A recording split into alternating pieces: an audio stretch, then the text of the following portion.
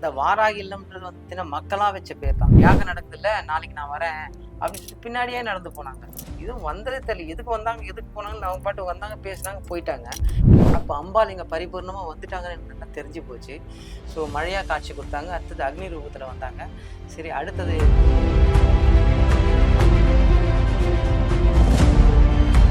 Operation தியேட்டருக்கு போகிறதா ஒருத்தர் சொன்னார். அப்போ இந்த விபூதி எடுத்து போய் கொடுங்க, வைங்கன்னு சொன்னேன். விபூதி வச்சுன்னு அவங்களுக்கு ஆப்ரேஷனே இல்லைன்னுட்டாங்க.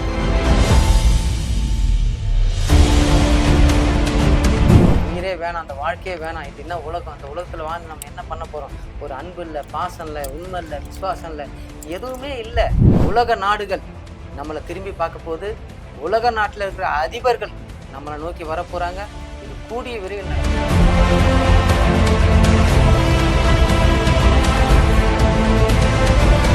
யாகம் பண்ணா ஒரு அஸ்வமேத யாகம் பண்ணதுக்கான பலன் கிடைக்கும். ஏன்னா இந்திர லோகத்துல இந்திரனே வந்து பதவி தரணுமா, நம்ம தான் இங்க பதவிக்காக உட்காரலையே.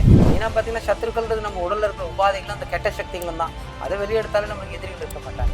சண்டைன்றது வந்து பாத்தீங்கன்னா பண்றதே ரொம்ப கஷ்டம். அதெல்லாம் நம்ம எடுத்திருக்கோம். 2025 மிகப்பெரிய பேரழிவு காத்துட்டு இருக்குது.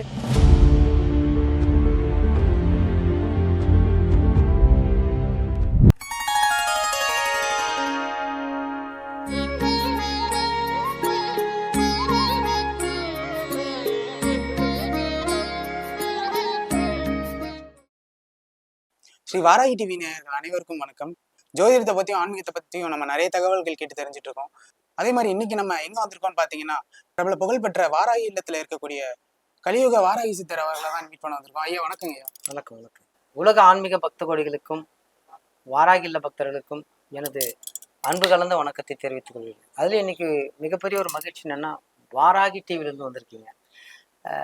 அதுதான் எனக்கு ஒரு பெரிய ஒரு ஆனந்தத்தை கொடுத்துருக்கு. ஏன்னா வாராகிக்காகவே இந்த இடத்துல அம்மா என்னை உட்கார வச்சிருக்காங்க. என்ன காரணமோ தெரியல, உட்கார வச்சிட்டாங்க. ஆனால் இன்னைக்கு இந்த வாராகி எத்தனையோ சோஷியல் மீடியாவில் நம்ம சேனல்ஸில் நிறைய வெளிவந்திருக்கிறோம், நிறைய விஷயங்கள் பேசியிருக்கிறோம். ஆனால் இன்னைக்கு முதல் முறையாக இந்த வாராகி டிவியில் பேசுகிறன்றது எனக்கு பெரிய மனமகிழ்ச்சி அளிக்கும்.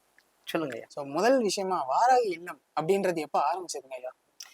இந்த வாராகி இல்லம்ன்றது வந்து பார்த்தீங்கன்னா மக்களாக வச்ச பேர் தான். ஆக்சுவலாக வந்து இந்த இடத்துல ஒரு சில விஷயங்கள் காரணங்களால நான் இந்த இடத்துல உக்காந்தேன். ஒரு 2 வருஷத்துக்கு முன்னாடி ஒரு விபத்தில் உயிர் பழிச்சு இந்த இடத்துல இருந்து உட்காந்தேன். உட்காரும் போது ஜபங்களும் தபங்களும் அதிகமாக பண்ண ஆரம்பித்தேன். நிறைய சும்மா இருக்கிற நேரம் என்ன பண்ணுறது தெரியாமல், ஏன்னா சின்ன வயசுலேருந்தே ஆன்மீகத்தில் நிறைய ஈடுபாடு நம்மளுக்கு. ஸோ ஆன்மீகம்னா நிறைய சஷ்டி கவசம், பெருமாள் நாமங்கள், மந்திரங்கள்லாம் நிறைய ஜெயிப்பேன். அம்மா எனக்கு சொல்லி கொடுத்ததுனால அதை தொடர்ந்து செய்வேன்.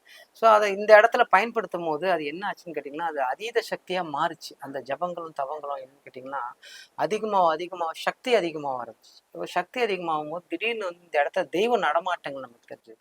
அது மேல்மலையனூர்னு சொல்லக்கூடிய அங்காளம்மா அப்படின்னு சொல்லிட்டு அங்காள பரமேஸ்வரர் நடமாட்டம் முதல்ல இந்த இடத்துல எனக்கு தெரிஞ்சுது.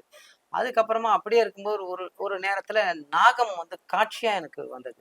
இந்த இடத்துல நாகம் வந்து இருக்கிற மாதிரி போய் பார்த்தா நாகம் இல்லை. ஆனா நாகம் ஒரிஜினலாவே இருந்தது.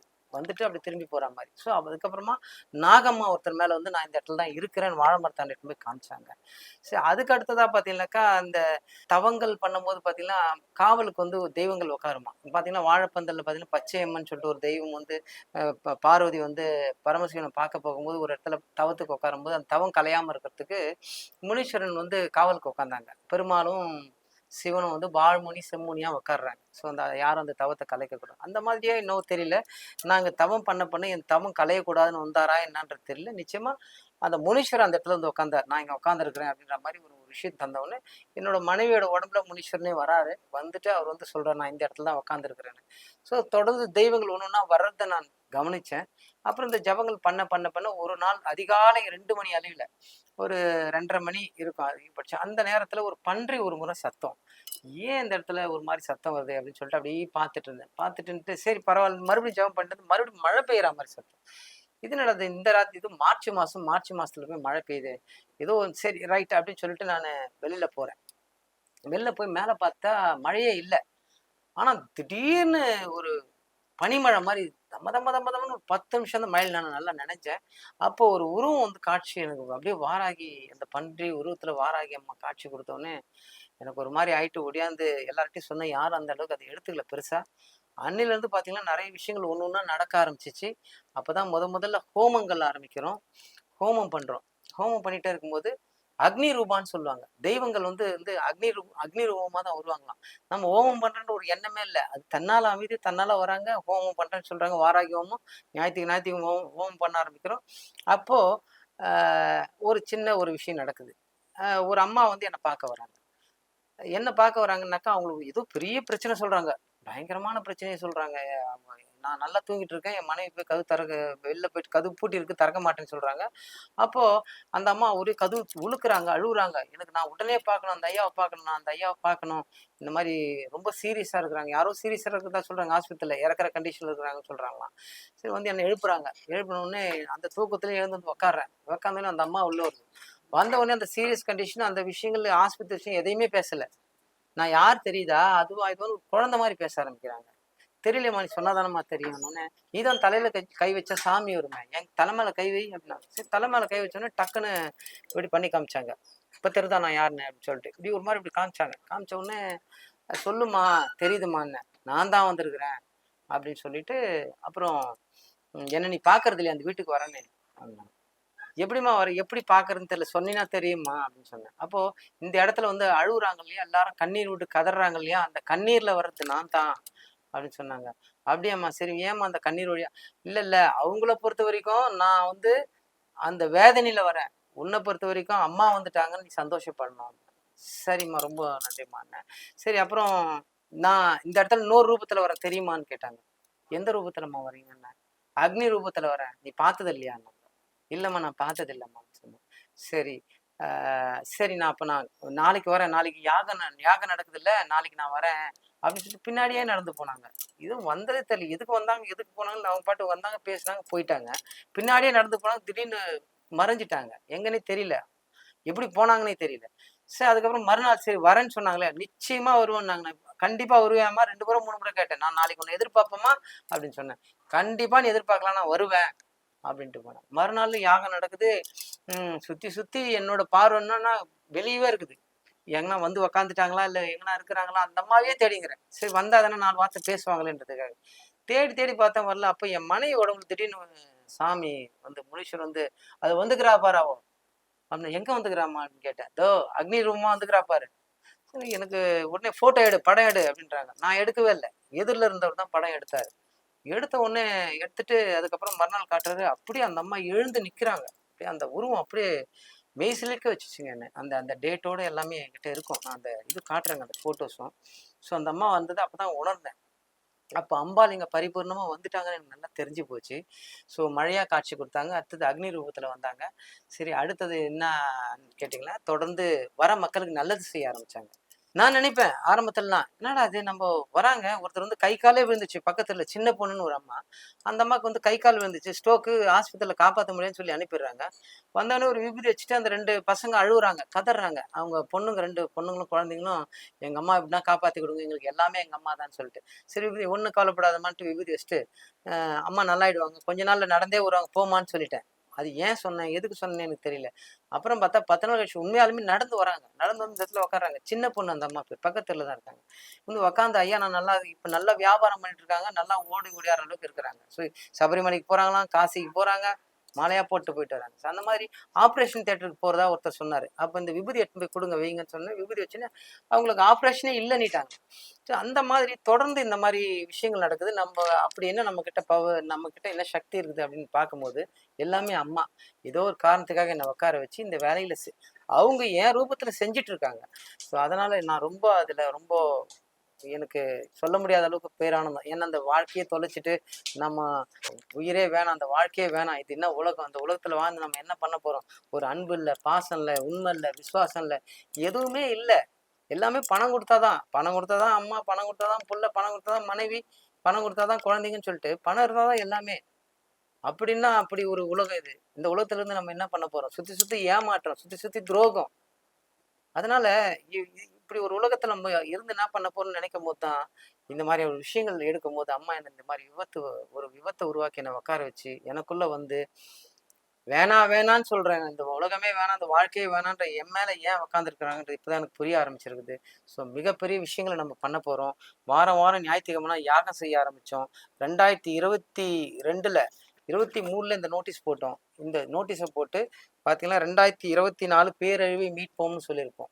ஸோ இது அவ்வளோ துணிச்சலா போட்டேன். எல்லாரும் சொன்னாங்க, "உலகம் இப்படி அழியப் போகுது, அப்படி அழியப் போகுது" அப்படின்னு சொல்லிட்டு. ஆனா, அந்த அழிவ தடுத்து நிறுத்தியிருக்கிறோம். அது வந்து மிக சீக்கிரத்துல கூடிய விரைவில் இந்த எல்லாருக்கும் தெரிய போகுது. ஒரு முறையும் நான் சொல்லிட்டு இருக்கேன். உலக நாடுகள் நம்மள திரும்பி பார்க்க போகுது. உலக நாட்டுல இருக்கிற அதிபர்கள் நம்மள நோக்கி வரப்போறாங்க. இது கூடிய விரைவில் நடக்க போகுது. யாகங்கள் பத்தி நீங்க நிறைய சொல்லியிருந்தீங்க. யாகங்கள்ல தான் நான் முதல்ல வராகி அம்மனை பார்த்தேன். ம், வராகி அம்மன் முதல்ல எனக்கு அக்னி ரூபத்துல தான் காட்சி குடுத்தாங்க. ம். என்ன மாரி யாகங்கள்லாம் இங்க நடக்குது? என்ன மாரி ஆக்சுவலா யாகங்கள்லாம் இப்ப யாகங்கள் தான் அப்படின்றது என்னன்னு கேட்டீங்கன்னா, மூலிகைகள் ஃபர்ஸ்ட். சித்தர்கள் அந்த காலத்துல நிறைய மூலிகைகளை கண்டுபிடிச்சாங்க. அந்த மூலிகைகளால நம்ம என்னெல்லாம் செய்ய முடியும் அப்படின்னு கேட்டீங்கன்னாக்கா, தெய்வங்கள கட்டுப்படுத்தலாம். ஒரு தெய்வத்த வசப்படுத்தலாம்.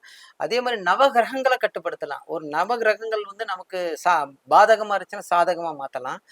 பஞ்சபூதங்கள் பஞ்சபூதங்கள கட்டுப்படுத்தலாம். பஞ்சபூதங்களையும் பார்த்தீங்கன்னா, அதுக்கும் ஒவ்வொன்னுத்துக்கும் ஒரு மூலிகைகள்ன்ற மாரி அந்த காலத்துல சித்தர்கள்லாம் வந்து சொல்லிட்டு போயிருக்காங்க. அது அது சொன்னபடியே நடக்குது.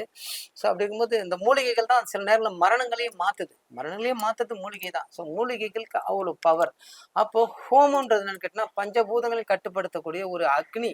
அக்னிகாரக. அக்னியில தான் வந்து தெய்வங்களே வந்து ஆவகனமாகும். முதல்ல அக்னி ரூபமா தான் வருமா தெய்வங்கள்லாம். ஸோ அதனால அந்த யாகங்கள்ல அந்த மாதிரியான சக்தி வாய்ந்த மூலிகைகளை போட்டு பண்ணும்போது எல்லாமே நமக்கு கட்டுப்படும். அப்படி கட்டுப்படும்போது தான் நாம ஈஸியா ஒரு விஷயத்திலும் ஜெயிக்கலாம் அப்படின்ற ஒரு விஷயத்த நம்ம தெரிஞ்சுக்கணும். இந்த யாகங்கள் பண்ண என்னன்னு கேட்டீங்கன்னாக்கா, 100 யாகம் பண்ணா ஒரு அஸ்வமேத யாகம் பண்ணதுக்கான பலன் கிடைக்கும். ஏன்னா இந்திர லோகத்துல இந்திரனே வந்து பதவி தரணுமா. நம்ம தான் இங்க பதவிக்காக உட்காரலையே. அப்படி பண்ணும்போது அது வந்து அதையே வந்து கெடுப்பாங்களாம். சில கெட்ட சக்திகள் வந்து கெடுக்குமா. அதை செய்ய விடாம தடுக்கிறது இல்ல.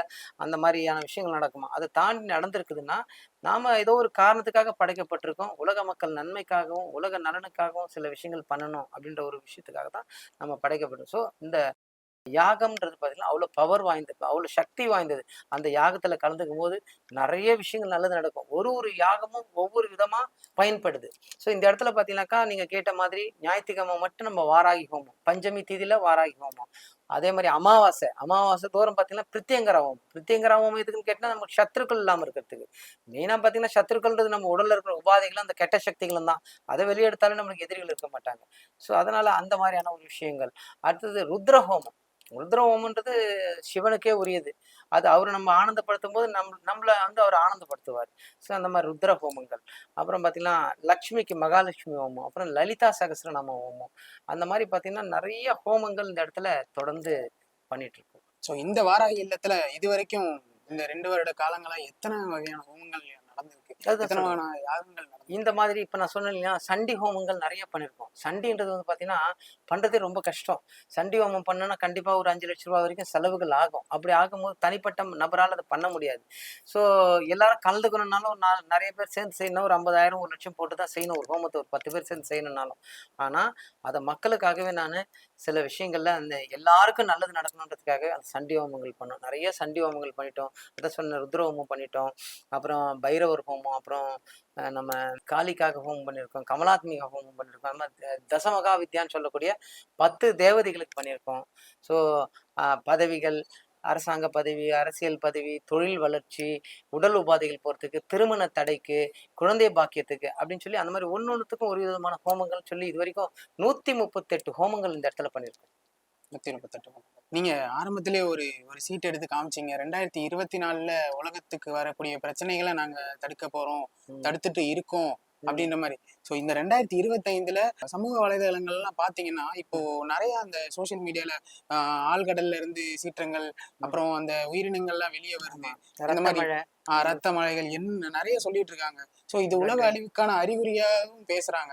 ஸோ இந்த வருஷம் உலக அழிவுக்கான ஏதாவது அறிகுறிகள் இருக்கா? இல்ல அதுதான். ஏதாவது ஒரு பிரச்சனைகள் இருக்காங்க? கண்டிப்பா இருக்குதுங்க. அதுல மாற்றமே இல்ல. மிகப்பெரிய பேரழிவு காத்துட்டு இருக்குது. ஸோ அதுல அதுல மாற்றம் கிடையாது. ஆனா 2023, 24 பார்த்தீங்கன்னாக்க 24 நெறைய பேரு சோசியல் மீடியால சொன்னாங்க. உலகம் முக்கடல் கொந்தளிக்கும், இதாகும், அதாகும், சென்னை அழியும் 24 அப்படின்னு சொல்லி சொன்னாங்க. ஆனா, நாம ஒருத்தர் மட்டும் தான் இந்த உலகத்து அழிவுகள தடுப்போம், தடுப்போம்னு அவ்வளோ சத்தம் போட்டு சொல்லிட்டு இருந்தோம். ஸோ நம்ம தடுக்கலனாலும் பரவாயில்ல. அதுக்குண்டான யாரு அந்த அந்த ஒரு படி எடுத்து வச்சது, ஒரு ஸ்டெப் எடுத்தது யாருமே எடுக்கல. எல்லாமே அழியும். யார் வேணா சொல்லலாம். அழியும்ன்றத நீங்களும் சொல்லலாம், அவரும் சொல்லலாம், நானும் சொல்லலாம், எல்லாரும் சொல்லலாம். ஆமா உலகம் அழிய போகுது. சாதாரண வாயில சொல்லிட்டு வரோம். ஆனா தடுக்கிறதுக்கு என்ன முடிவு ஸ்டெப் எடுத்தீங்க? அததான் நம்ம எடுத்திருக்கோம். 2025 மிகப்பெரிய பேரழிவு காத்துட்டு இருக்குது. அங்கங்க உலகம் முழுக்க நெறைய அழிவுகள் இருக்கும். அப்ப நம்ம இடம் மட்டும் காப்பாத்தப்படும். அப்போ அததான் நான் சொல்லிட்டு இருக்கேன். உலகம் திரும்பி பார்க்கும். உலக நாடுகள் நம்மள நோக்கி வரும். அதிபர்கள் வருவாங்கன்னு சொல்றதுக்கான காரணம், இந்த இடத்துல மிகப்பெரிய ஒரு விஷயத்த நாம பண்ண போறோம். சரிங்களா? அது பண்ணும்போது அப்ப தெரியும். மிகப்பெரிய ஒரு மாற்று சக்தியா நம்ம உருவாகப் போறோம். இது வந்து பார்த்தீங்கன்னாக்கா, ஆன்மீக புரட்சின்னு சொல்லலாம். ஆன்மீகத்துல மிகப்பெரிய எழுச்சின்னு சொல்லலாம். இது வந்து ஆன்மீக பூமியாவும் மாறப்போது. ஆன்மீக பூமியா மாறிச்சுன்னா, இதுதான் சொர்க்க பூமி. நம்ம மக்கள் இதை என்ன மாதிரி அழிவை பார்க்க போறாங்க? கண்டிப்பா என்னன்னு கேட்டீங்கன்னா, 2 விதமா வந்து நம்ம